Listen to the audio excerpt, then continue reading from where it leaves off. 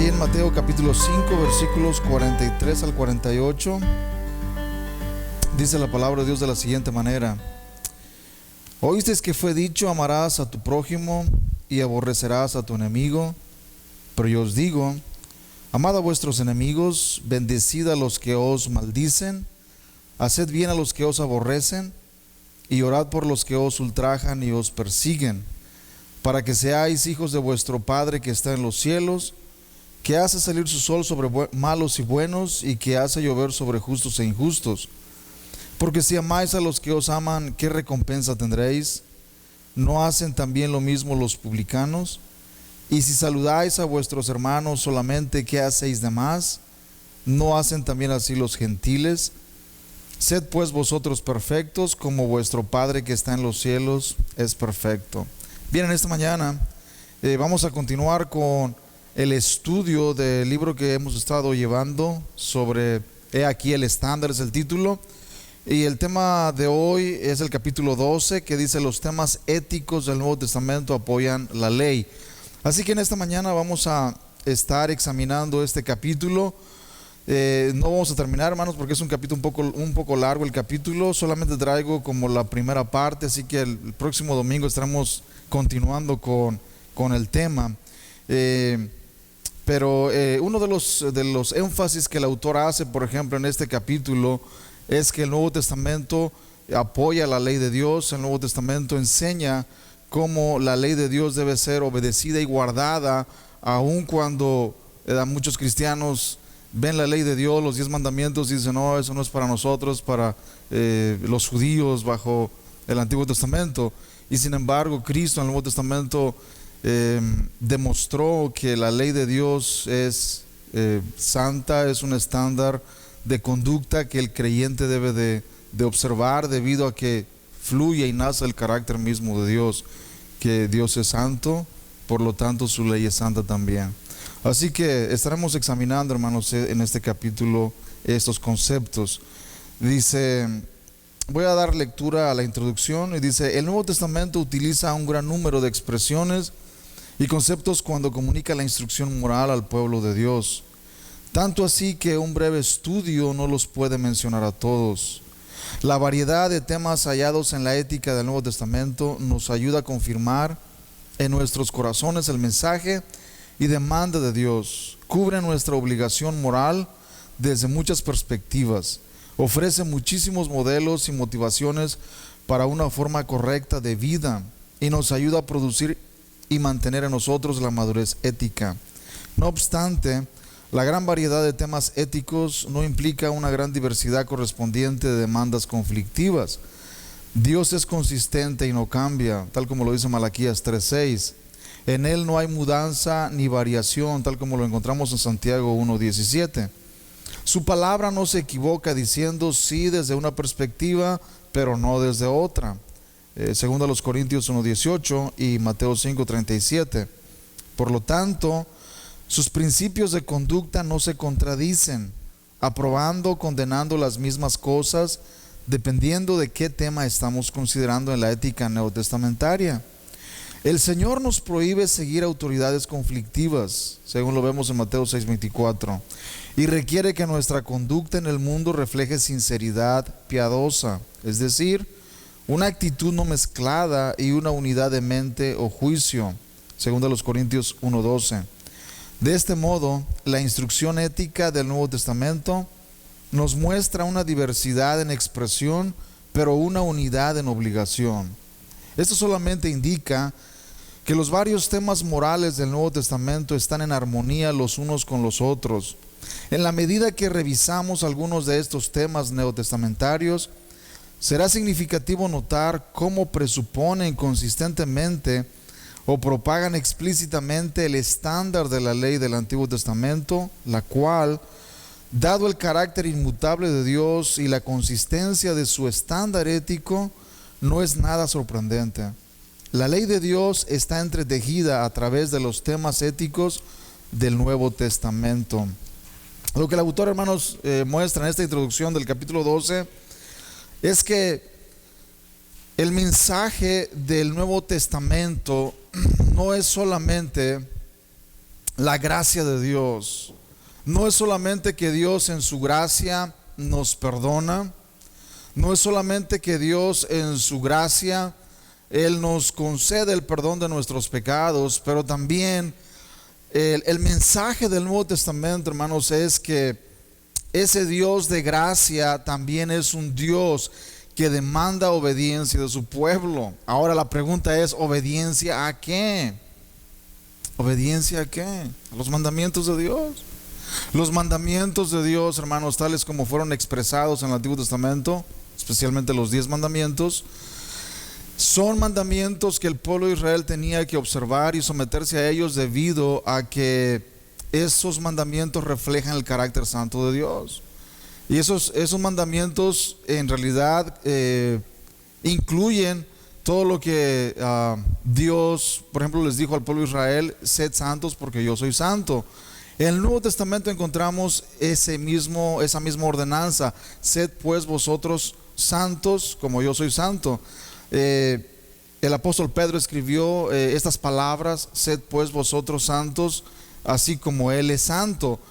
Se vuelve a repetir esa misma ordenanza de la santidad de Dios.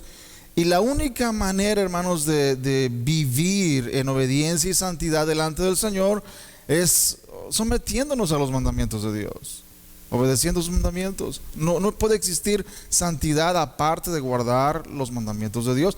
No puede existir santidad si nosotros no vivimos en obediencia a los mandamientos de Dios.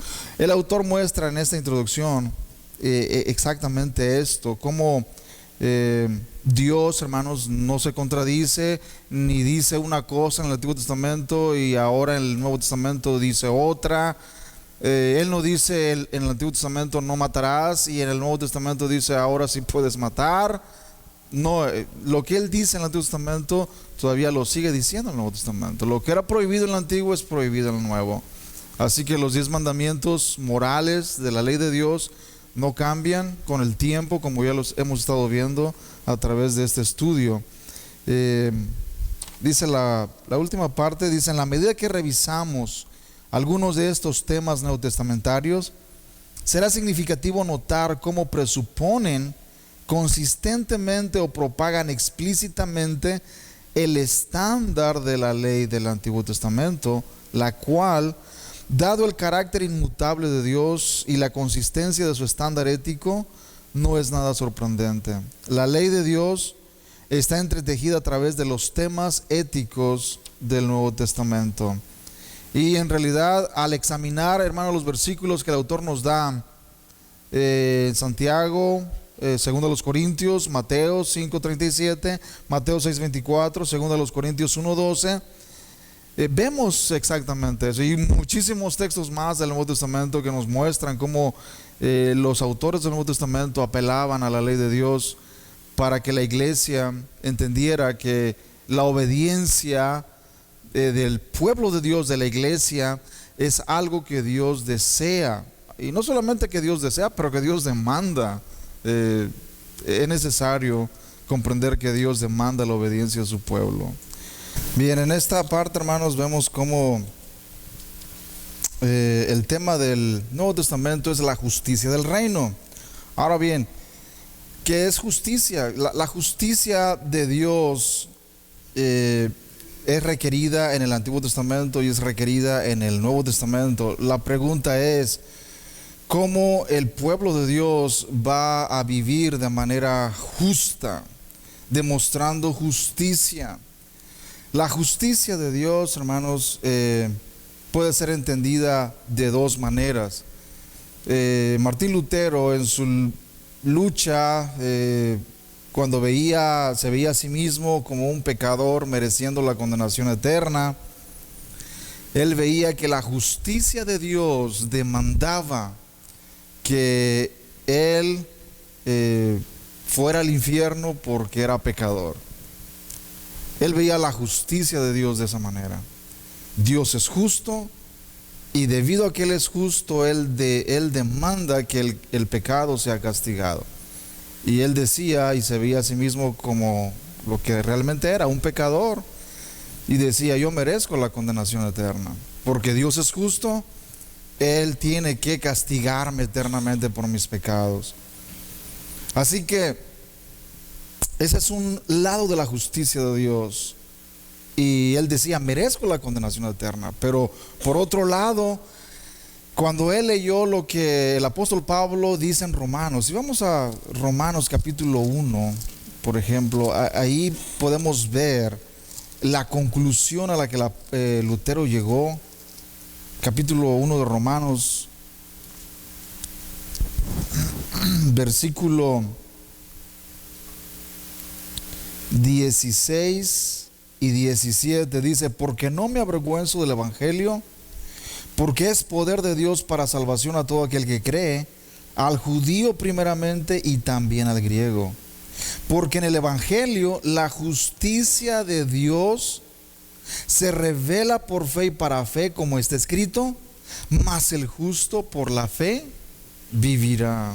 Notemos bien cómo el apóstol Pablo muestra que la justicia de Dios en el evangelio se revela por fe y para fe, como está escrito: mas el justo por la fe vivirá.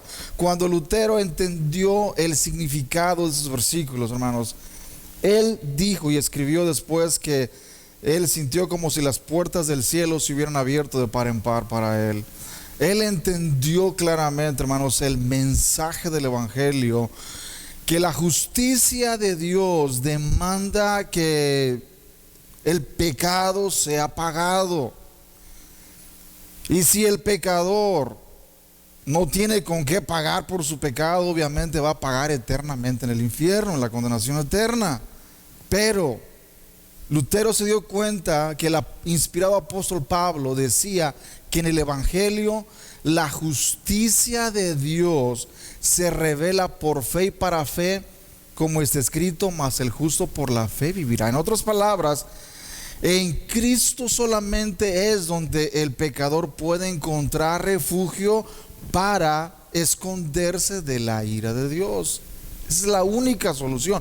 Y Lutero fue lo que entendió claramente, porque, hermanos, al él tratar de apaciguar la ira de Dios a través de sus ayunos, de sus vigilias y de todas las cosas que él hacía, él se daba cuenta de que nada de eso era suficiente para aplacar la ira de Dios, debido a que Dios es santo, Dios es justo, y él demanda que el pecador pues pague por sus pecados. Pero resulta que nosotros no podemos pagar por nuestros pecados. ¿Qué podemos hacer para pagar por nuestros pecados? Nada. No hay cantidad de dinero que podamos dar que cubra nuestros pecados. No hay cantidad de dinero. No hay cantidad de penitencias, por ejemplo, que hagamos que cubran por todos nuestros pecados. Lutero entendió claramente que si él iba a ser perdonado, que si él un día iba a estar en la presencia de Dios y si iba a ser recibido, era debido al sacrificio de Cristo en la cruz, aplicado a él, a su propia vida. Esa sería la única manera en la que él podría estar en la presencia de Dios. Así que el entendimiento de esto, hermanos, causó un conflicto muy grande, como ustedes ya lo saben, el conflicto de las iglesias protestantes y el catolicismo romano. Sin embargo, es la esencia del evangelio. Eso es lo que el apóstol Pablo predicaba, que en el evangelio la justicia de Dios se revela por fe y para fe, como está escrito: mas el justo por la fe vivirá. En el Antiguo Testamento, hermanos, las personas vivían por fe también, igual que en el Nuevo Testamento, por fe en el sacrificio de Cristo que vendría, el Mesías que vendría. Ellos veían en fe hacia adelante. El Mesías, ellos decían, va a venir y va a pagar el precio por nuestros pecados. Nosotros vivimos de este lado de la cruz y ahora vemos hacia atrás y decimos: el Mesías ya vino, Él murió en una cruz por nuestros pecados. De todas maneras, en el Antiguo Testamento y en el Nuevo Testamento, los creyentes eran salvos por la fe en el sacrificio de Cristo en la cruz. Así que esos son los dos aspectos de la justicia de Dios, hermanos. Por un lado, Dios demanda justicia que el pecador pague por sus pecados.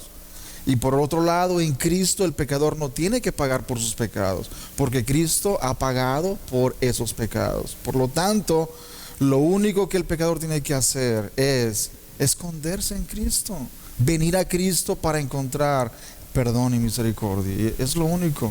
Dios es lo único que demanda que el ser humano haga, que venga a Cristo a buscar el perdón de sus pecados. Así que continuamos. Bien, Juan el Bautista, por ejemplo, vino anunciando el camino de justicia. Y hermanos, el Evangelio se le llama el camino también de justicia. De hecho, del primer siglo se les conocía como las personas del camino, debido a que Cristo había dicho: yo soy el camino, la verdad y la vida, nadie viene al Padre sino por mí. Así que a los cristianos se les conocía como el pueblo del camino, las personas del camino, y cristianos debido a Jesucristo, porque ellos se identificaban con Cristo. Así que el camino de justicia, hermanos, es una frase que muestra cómo los creyentes deben vivir en obediencia a los mandamientos de Dios. El camino de justicia muestra que el creyente no debe vivir haciendo lo que nos da la gana, por ejemplo, sino sometiéndonos a los mandamientos de Dios. Uno de los distintivos, hermanos, del verdadero cristianismo es que los cristianos vivan en obediencia a los mandamientos de Dios. Todo el mundo puede decir que es cristiano. Todo el mundo puede reclamar para sí mismo el título cristiano. El problema es, ¿realmente vivimos obedeciendo los mandamientos de Dios, sometiéndonos a sus mandamientos? Ese en realidad es el distintivo. Porque, ¿qué es lo que nos hace cristianos? ¿El bautismo? Hermanos, el bautismo, tan importante como es, no hace a nadie cristiano. El bautismo es muy importante y es el rito de la iniciación cristiana. Pero así como había niños circuncidados que terminaban en la condenación eterna en el Antiguo Testamento, así hay personas en el Nuevo Testamento que son bautizadas o han sido bautizadas y terminan perdiéndose. El bautismo en realidad no nos hace cristianos. Lo que nos hace cristianos es la obra del Espíritu Santo en nuestros corazones, la regeneración del Espíritu Santo en el corazón. Hermanos, para entender esto, la circuncisión en el Antiguo Testamento era una marca en el cuerpo del varón, de que le pertenecía a Dios y de que estaba dentro del pacto. Pero Dios decía: los corazones de ustedes deben también ser circuncidados, no solamente vuestro prepucio, pero también el corazón. En otras palabras, no era suficiente, hermanos, tener la circuncisión física, pero era necesario que el corazón de ellos fuera circuncidado, que el corazón de ellos fuera regenerado, que el corazón de ellos fuera transformado, fuera cambiado. De lo contrario, serían circuncidados y seguirían siendo desobedientes a los mandamientos de Dios. En el Nuevo Testamento es lo mismo. Podemos ser bautizados, pertenecer a la iglesia visible, ser miembros de una iglesia y estar dentro del pacto, pero internamente no conocer al Señor. Internamente, hermanos, no haber sido circuncidados en el corazón y no pertenecerle al Señor. Así que el camino de justicia en el Evangelio demanda que los creyentes que están en las iglesias cristianas entiendan que el Señor demanda obediencia, y que no solamente demanda bautismo en agua, pero también demanda un cambio de corazón. Obviamente este cambio, esta regeneración, solamente el Espíritu Santo lo puede hacer no es algo que nosotros hacemos, es algo que el Espíritu Santo hace en nuestra vida, pero es nuestra obligación examinar nuestra propia vida y nuestro corazón y darnos cuenta si realmente le pertenecemos a Él o no, si realmente somos de Él o no. Josué 22:5, y con eso terminamos, hermanos, esta parte del estudio. Dice: solamente que con diligencia cuidéis de cumplir el mandamiento y la ley que Moisés, siervo de Jehová, os ordenó, que améis a Jehová vuestro Dios y andéis en todos sus caminos, que guardéis sus mandamientos y le sigáis a Él, y le sirváis de todo vuestro corazón y de toda vuestra alma. Hermanos, si esto era necesario en el Antiguo Testamento, ¿ustedes creen que no es necesario bajo el Nuevo Testamento? Por supuesto, por supuesto. Los israelitas tenían los sacrificios de animales, tenían el rito de la circuncisión, tenían la ley de Dios, tenían muchas bendiciones. Y es lo que el apóstol Pablo les dice en Romanos capítulo 2. Ustedes se jactan de ser judíos y de tener tantos beneficios, y los tienen, pero ¿de qué les sirven tantos beneficios si son desobedientes?